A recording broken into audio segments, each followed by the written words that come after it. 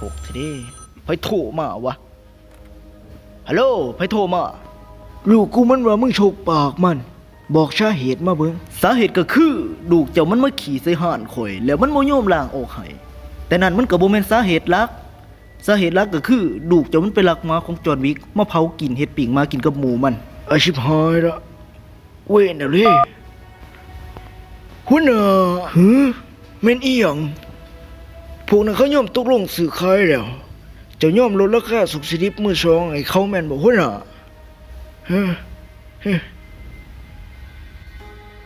จะเป็นยังหัวหน้าจะลุกขึ้นบ่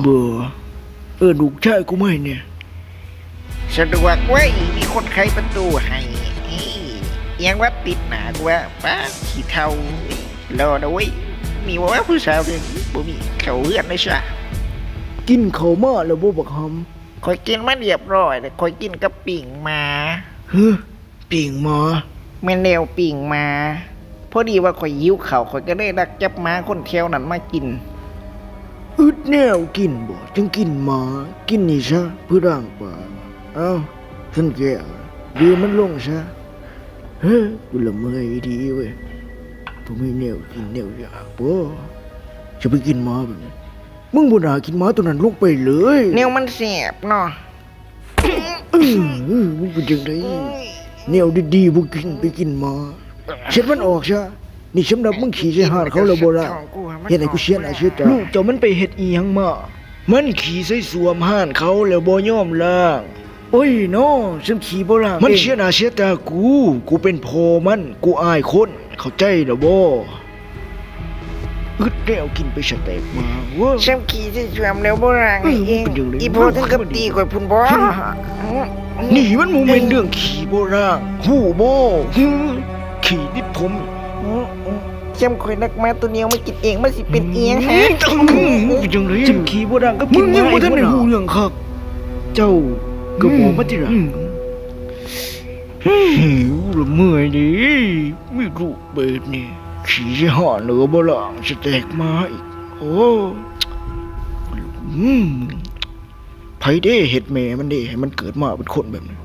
เรื่องที่มึงขี่โบราณก็มึงกินหมากูบ่อยากหายมึงดอกแต่ที่กูหายก็คือมึงลักหมาเขามากินจักมาบักพี่บาททั้งใดกับบ่ฮู้บักพี่บาทที่มึงว่าน่ะมันคือจอห์นวิก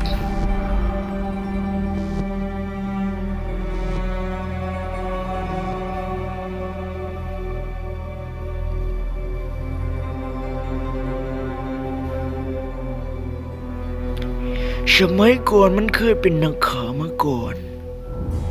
และมันไม่ใช่ยาว่าบรรยากาศข่อยต้องย่านมันบ่มันบ่แม่นนักข่าวธรรมดาคือมึงคิดเนี่ยมันเป็นนักข่าวแนวใดมันคือนักข่าวอันดับหนึ่งที่ได้ถอนตัวออกจากวงการไปแล้วโอ้และตอนนี้มันกำลังจะกลับมาด่าหัวมึง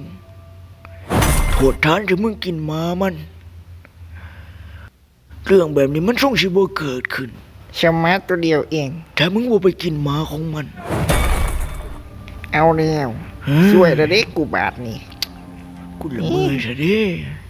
ทุกชบที่มันขาจะจงเอาชนิดออกมา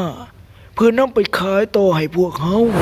เฮ็ดให้พวกเฮาได้เปิดกิจการขายส่งชนิดมือสองเฮ็ดให้พวกเฮาร่ำรวยจนมาถึงทุกมือนี่อย่าลืมกดไลค์กดแชร์กดติดตามเพื่อเบิ่งตอนต่อไปนะเด้ออย่าลืมกดติดตามเด้อเพื่อเบิ่งตอนต่อไปบัดมันมา